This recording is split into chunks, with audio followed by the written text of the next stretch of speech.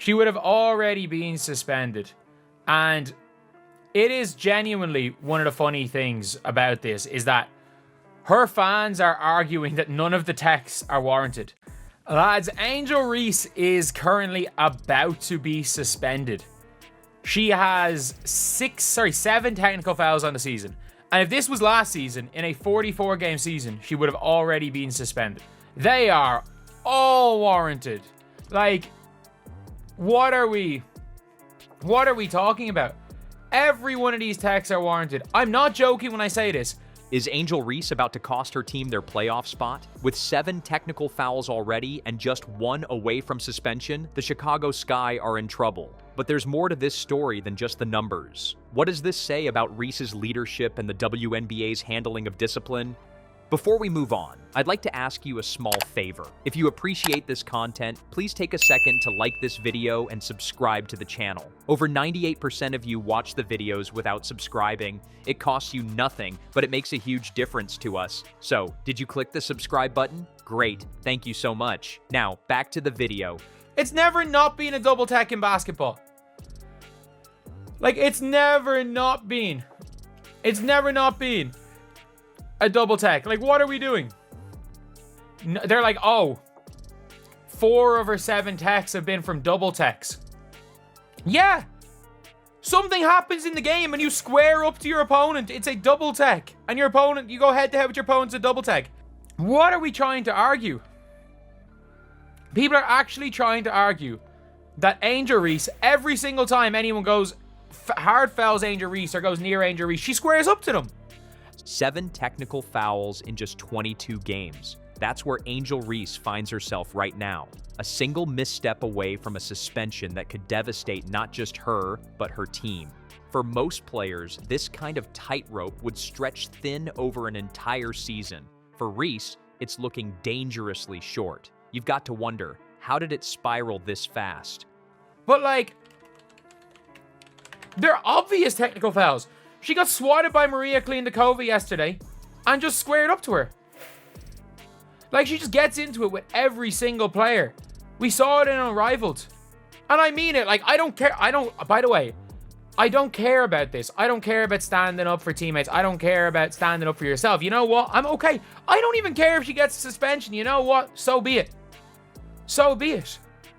She gets into it with every other player in the league. Like, she's getting teed up for shit talk, and it is what it is.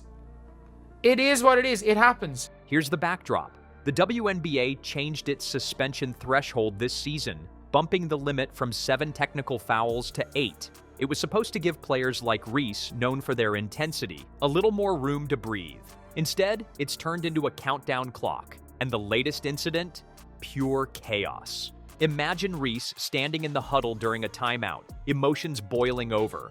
She grabs a clipboard and smashes it against the bench. The clash was loud enough to silence the arena for a moment. Teammates stood frozen.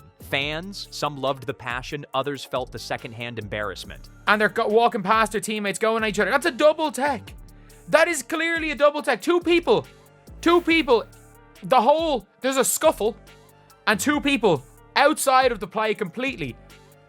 It happens. Like, people are like, oh, the refs should just let it go. But like, refs have to control the game as well. And if every single game she's there getting into it with another player, screaming at them, and like, people were complaining about her getting teed up for this, for getting up and, you know, going straight at Caitlin Clark. It wasn't just a fiery reaction. It was a signal of something bigger. Reese's emotional plays, her outbursts, are now part of a pattern, but not the good kind. They're not just hurting her game, they're reshaping how the league and the fans see her. And here's the kicker. She's outpacing everyone, leading the WNBA in technical fouls by a wide margin. No one else is even close. Where most players are sitting at 2, maybe 3 for the season, Reese is flirting with suspension like it's no big deal. Her presence on the court is electric, no doubt, but the question is, at what cost? And for the Chicago Sky, it feels like the stakes couldn't be higher. They're battling for playoff survival, and every game counts. Imagine losing Reese right before a crucial matchup. It's unthinkable, yet completely possible if something doesn't change fast. But here's the wild card. Why hasn't the WNBA stepped in? Are they afraid of sidelining one of their most marketable stars? Or is their disciplinary system just a mess? Either way, Reese's technical foul spree isn't just her problem, it's shining a light on a league-wide inconsistency. And if you think this is bad, wait until you hear how her off-the-court moves are faring. Spoiler, it's not looking much better. Angel Reese's first signature shoe, the Reebok Angel Reese one, was meant to be a game changer. Dropping it during the WNBA All-Star Game, on paper, it was a brilliant move. The All-Star Game is one of the biggest events of the season, and the timing lined up perfectly to get basketball fans buzzing. Reese and Reebok even tried to ride the wave of Caitlin Clark's soaring popularity. After all, Clark's name has been driving headlines and reshaping the WNBA's audience. It seemed like the ultimate synergy, but instead of dominating the conversation, the shoe launch fell flat. One of the main issues? The All-Star Game saw a sharp decline in viewership this year, and without Clark participating, the night felt like it was missing a key ingredient. Fans tuned out, and with them went the impact of Reese's big moment. All-Star Weekend usually pulls star power that guarantees traction, but without that spark, Reese's massive opportunity to showcase her new shoe lost momentum fast. Compare this to how players like Clark have capitalized on their rising popularity with brands that tap into the emotional connection fans have with them. Clark's endorsements feel organic to her game and personality, whereas Reese's launch came off as trying to force the moment. And here's where public perception comes into play. The clipboard smashing incident, those technical fouls, none of it helps. Brands love confidence, competitiveness, even a bit of edge. But volatile behavior, that's a harder sell. It makes sponsors nervous.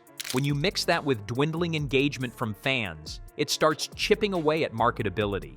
Reese's image, once tied to her dominance on the court, is now starting to carry baggage, and sponsors notice that. Financially, the stakes are massive.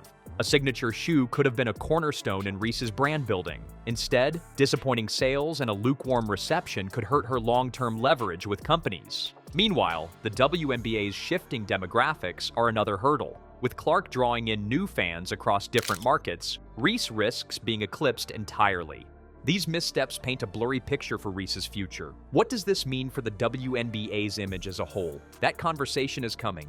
Angel Reese's struggles go beyond just a handful of bad decisions. They reveal cracks not just in her game, but in the WNBA's disciplinary system as a whole. 7 technical fouls should have drawn sharper consequences, yet the league's inconsistent enforcement has created a perception of favoritism. Fans and analysts are asking, why hasn't there been more accountability? This problem doesn't just affect Reese, it impacts team dynamics, player reputations, and the league's integrity.